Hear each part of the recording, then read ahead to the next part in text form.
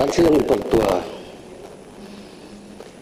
di dalam sebuah negara demokrasi seperti Malaysia, hak-hak rakyat itu jelas diperuntukkan di dalam perlembagaan negara dan hak tersebut tidak pernah dinafikan maupun diketepikan. Walau bagaimanapun terdapat juga segelintir kumpulan yang menyalahgunakan hak-hak yang diberi. Kelompok ini ada kalanya lebih dipengaruhi oleh persepsi dan emosi tanpa berdasarkan fakta di dalam menyuarakan pendapat maupun membuat pendirian dan kenyataan-kenyataan masing-masing. Tuan Yang Bertua, sebagai Menteri yang bertanggung jawab pada hal ihwal perpaduan, adalah menjadi tanggung jawab saya untuk memastikan perpaduan dan keharmonian antara masyarakat berbagai kaum terus terpelihara. Ini dapat dilaksanakan melalui pengukuhan, peningkatan dan pemeliharaan berdasarkan perlembagaan persekutuan dan rukun negara. Pelbagai bentuk program dan aktiviti perpaduan negara dan integrasi nasional telah dilaksanakan selaras dengan pelan strategik JEPNIN 2013-2017 yang menjadi panduan jelas dalam pelaksanaan dasar program dan aktiviti perpaduan yang lebih komprehensif dan bersepadu. Di antara strategik itu ialah seperti berikut. Pertama, program perdana perpaduan atau Top Notch Program. Kedua, pengukuhan program perpaduan. Ketiga, pengukuhan jaringan sosial. Keempat, pendidikan pendamaian. Kelima, pengurusan maklumat. 6, integrasi nasional. Dan 7, promosi perpaduan. Menyadari seberan ini, JEPNIN mengambil pendekatan melalui 7 teras strategik di atas untuk meningkat, mengukuh dan memelihara perpaduan kaum melalui langkah-langkah berikut. Pertama, perluasan 6.580 rukun tetangga dan 3.959 skim rundaan sukarela di seluruh negara sehingga kini yang bertujuan untuk memperkasakan semangat kejiranan dan kesukarelawan demi keselamatan dan keharmonian masyarakat melalui pelaksanaan sebanyak 100.000 aktiviti di peringkat akar umbi.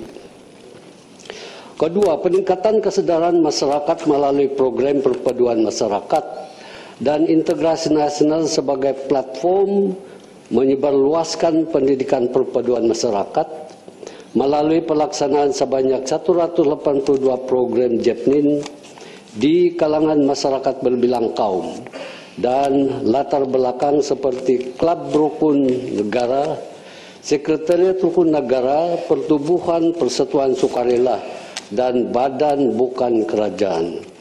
Ketiga, pengasanan, pemantauan, dan intervensi isu-isu sosial dan kejiranan di peringkat komuniti yang mungkin boleh menimbulkan pergaduhan dan perbelahan di antara kaum supaya dapat diselesaikan melalui kaedah mediasi oleh 874 orang mediator community yang telah dilatihkan dan ditoliakan. Berikutnya, meningkatkan persefahaman di kalangan penganut agama melalui jawatan kuasa mempromosikan persefahaman dan keharmonian di antara penganut agama atau JKMPKE yang terdiri daripada wakil pemimpin Islam dan bukan Islam seperti Hindu, Buddha, Kristian, Sikh, Tao dan Bahai. Berikutnya, Squad Unity yang telah dilancarkan oleh Yang Amat Berhormat Perdana Menteri pada 9 Mac 2014 yang berperanan untuk menyelesaikan masalah masyarakat setempat dengan memberi penghematan mediasi, keselamatan, kejiranan, pendidikan perpaduan dan pendampingan sosial.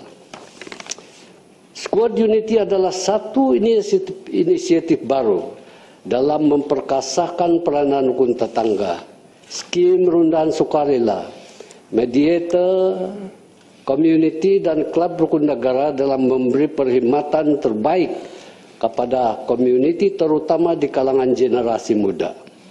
Squad Unity akan menggerakkan komuniti berasaskan pelaksanaan 4 tunjang seperti berikut. Pertama, tunjang pertama ialah tulung-menulung yang memberi penekanan kepada sifat bantu-membantu dalam masyarakat tanpa mengira kaum dalam memberi khidmat dan bantuan kepada masyarakat. Tunjang kedua, kerjasama. Hubungan kerjasama yang erat dengan berbagai pihak seperti pertubuhan, badan bukan kerajaan atau NGO dalam kawasan setempat, pemimpin masyarakat, pibagu, jawatan kuasa surau, rumah ibadat menjadi keutamaan Squad Unity untuk memperkasakan peranan dan fungsinya. Tunjang ketiga ialah hormat menghormati. Penerapan sikap hormat menghormati, toleransi antara kaum dan agama, serta semangat muhibah di kalangan kejiranan terus diperkukuhkan melalui program dan aktiviti penggalakan perpaduan yang dijalankan dalam kawasan kejiranan. Tunjang keempat, jaringan. Perkongsian bijak dan jaringan dengan agensi-agensi kerajaan lain yang berteraskan khidmat sosial dapat mempertingkatkan khidmat yang diberikan Squad Unity kepada masyarakat seperti jaringan kerjasama dengan Jabatan Kebajikan Masyarakat, Kementerian Kesihatan, pihak berkuasa tempatan, dan lain-lain agensi yang berkaitan. Tuan Yang Dipertua, selain daripada langkah-langkah di atas, hala 7 atau the way forward dan perancangan masa hadapan JPNIN, Jabatan Perpaduan Negara dan Integrasi Nasional, turut merangkumi perkara-perkara berikut. Majlis Konsultasi Perpaduan Negara telah menganjurkan 18 dialog perpaduan di seluruh negara mulai 22 hari bulan Februari hingga 31 hari bulan Maret tahun ini, dan juga perbincangan meja bulat dengan kumpulan-kumpulan berkepentingan. B. Menjalankan kajian bersama Institut Kajian Etnik atau KITA di UKM sebagai usaha mengukuhkan hubungan antara etnik untuk memelihara keharmonian masyarakat dan negara. Dan akhirnya menggalakkan lebih banyak siri wacana, perbincangan, meja bulat, seminar dan forum bagi percambahan idea dengan melibatkan golongan muda untuk meningkatkan kefahaman mengenai kontrak sosial, perkara 151 hingga 153 Perlembagaan Persekutuan dan lain-lain. Tansi Yang Dipertua, kita sedia maklum semua bahawa Yang Dipertuan Agung dalam titah ucapannya di Parlimen pada 10 Mac yang lepas telah menyeru agar semua pihak mengelakkan daripada membuat sebarang kenyataan atau tindakan bersifat provokasi dan menyentuh sensitiviti mana-mana pihak.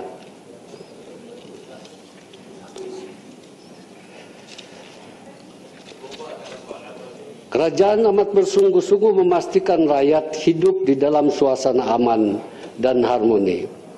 Walaupun masih terdapat anasil-anasil yang cuba mengubah nikmat keamanan dan ketentraman yang dikacapi selama ini, adalah dipercayai Tuan Yang Dipertua melalui langkah-langkah kepekaan dan kerjasama semua rakyat jelata. Keharmonian dan perpaduan akan dapat terus dipupuk, keamanan dan kebahagiaan dikekal untuk manfaat semua rakyat dan generasi yang akan datang selaras dengan wawasan negara dan gagasan satu Malaysia. Sekian. Lipis.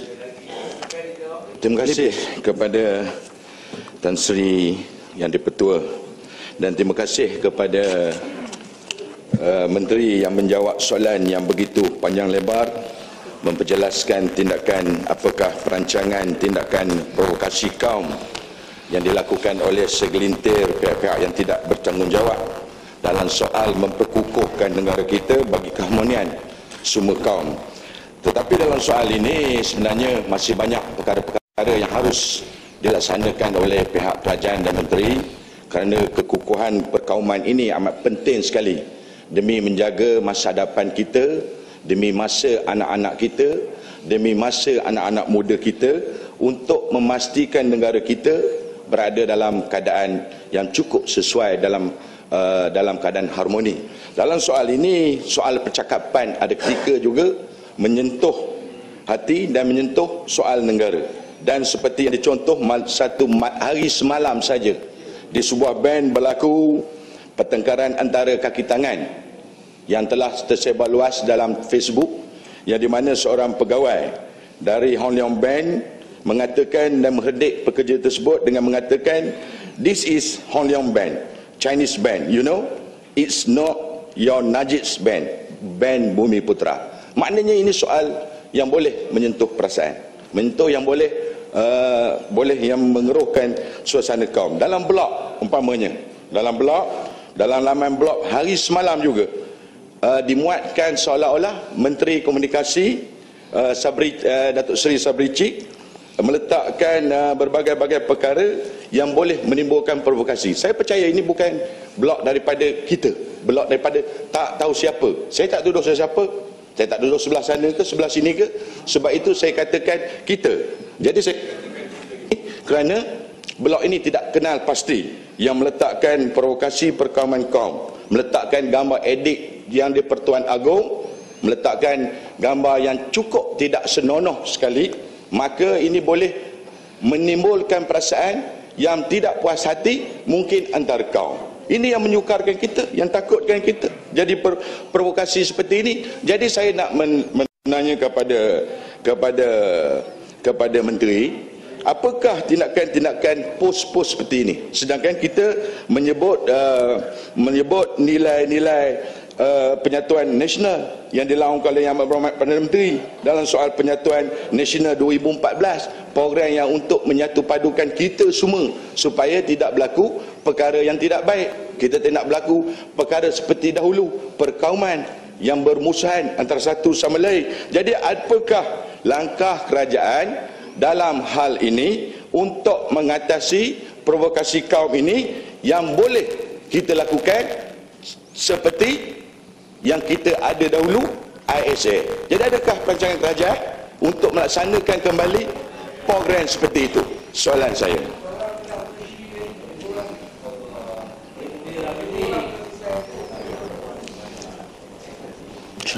Terima kasih Yang di-Pertua.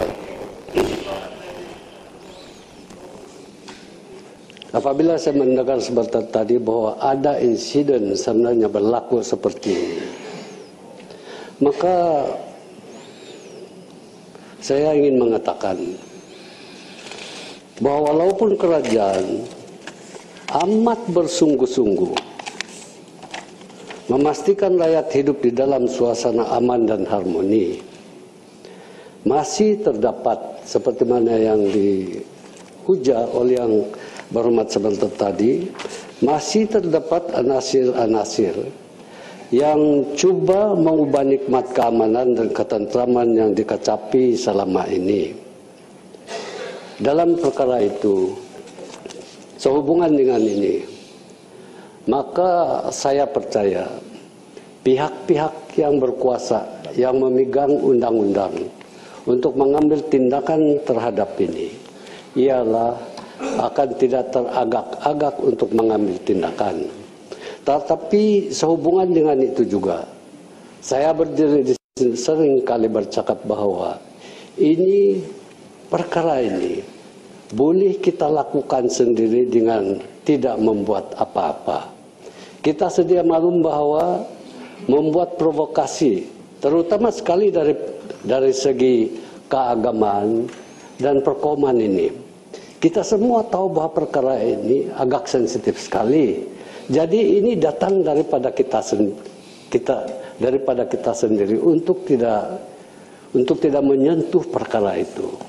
Dan yang di Pertuan Agung pun sudah bercakap bahwa ilahkanlah untuk membuat ini. Kita punya tujuan ini, kita punya saya punya tugas seperti yang saya katakan tadi sebagai seorang untuk menjaga perpaduan, ialah untuk mengamankan rakyat. Kalau ada perkara yang berlaku seperti itu, maka kita boleh bantu, beritahu pada kamu, boleh membantu untuk membuat laporan kepada pihak-pihak tertentu supaya boleh disiasat dan tindakan undang-undang akan diambil. Kita mempunyai banyak undang-undang sekarang yang boleh mengatasi masalah ini, seperti the Penal Code, Akta Hasutan, the Seditious Act dan sebagainya. Jadi saya berpendapat, sekali lagi saya menegaskan di sini bahwa mintalah sama ada dari pihak sini atau pihak sana, ilahkanlah untuk mengeluarkan kata-kata yang memprovokasikan. Kita semua tahu bahwa perkara ini agak sensitif dan sangat bagi seseorang itu untuk menimbulkan satu kekacauan. Sekian. Bayan baru. Terima kasih Pan Sri Speaker. Terima kasih Menteri. Saya mengucapkan tahniah kepada Menteri kerana ada banyak program untuk mempromosikan perpaduan. Tadi Yang Berhormat dari Pelipis kata ada blok-blok yang tidak dikenali. Tapi saya nak bangkitkan beberapa perkara yang kita umum tahu siapa dalangnya yang memecah belahkan masyarakat. Nombor satu adalah Perkasa. Perkasa pernah mengancam untuk membakar Bible dan Yang Berhormat Menteri adalah seorang Kristian. Tetapi saya rasa sampai sekarang masih tak ada siasatan telah dijalankan, tetapi tak ada orang didakwa ke atau dibawa ke mahkamah ke muka pengadilan. Sebenarnya ini clear cut case. Sudah bercakap, sudah berdemo, tetapi tak ada tindakan. Ini adalah satu titik hitam. Kalau kita usahakan banyak program-program menyatu padukan masyarakat, tetapi segelintir ekstremis, dia boleh memecah belahkan masyarakat dengan kata-kata, tapi tak ada tindakan daripada kerajaan. Saya nak bagi tahu, malah Perkasa diberi funding daripada Majlis Tindakan Negara, Majlis Keselamatan Negara, BTN dan JASA. Mana boleh fitnah macam tu? Ini That over the board. You jangan fitnah macam tu. Baca you punya Itu over the board.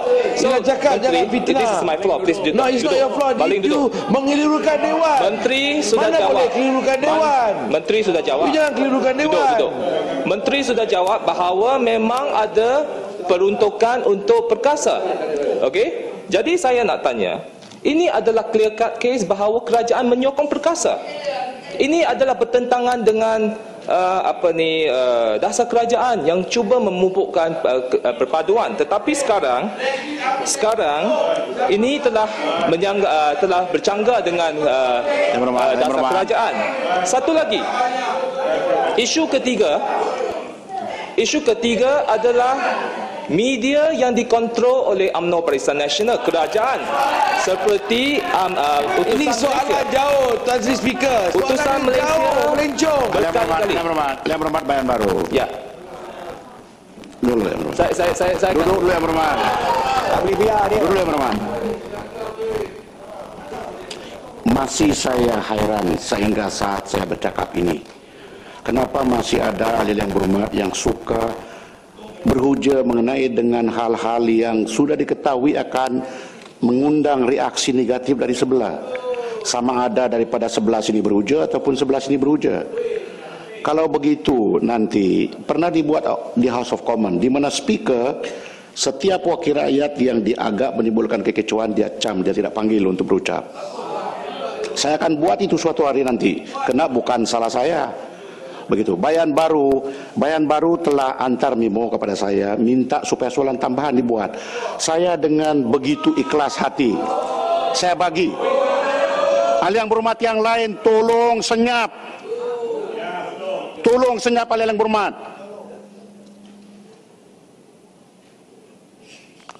Bukan ramai yang duduk sini yang berhormat semua jaga. Saya menjaga 222. Tolong bayan baru, jangan lagi cabar kesabaran saya. Terima kasih Speaker. Saya tidak ingin mencabar, saya cuma nak tanya soalan. Sebab ada banyak yang berhormat, saya tidak payah untuk sebut peraturan mesyuarat. Cuba selepas yang berhormat duduk, baca peraturan mesyuarat ini. Apabila bertanya soalan tambahan, soalan tidak lebih daripada satu rangkai. Tetapi oleh kerana kesabaran saya, kadang-kadang saya biarkan 4-5 rangkai itu apa saja menteri menjawab. Okey, terima kasih. Sudah 3 isu yang berhormat buat. Yang lain itu pun tidak kena mengena dengan soalan. Tak apa, saya biarkan. Tetapi jangan sama sekali mengundang reaksi negatif daripada sebelah. Dan biasanya kalau soalan itu ada political connotation, ada unsur-unsur politik, menuduh dan sedemikiannya, itu sebab. Jadi masa hilang. Terima kasih Tan Sri Speaker. Jadi soalan kepada kerajaan adalah, adakah funding kepada perkasa itu bercanggah dengan dasar kerajaan untuk menjatuhpadukan masyarakat Malaysia, untuk menyatupadukan Malaysia. Terima kasih.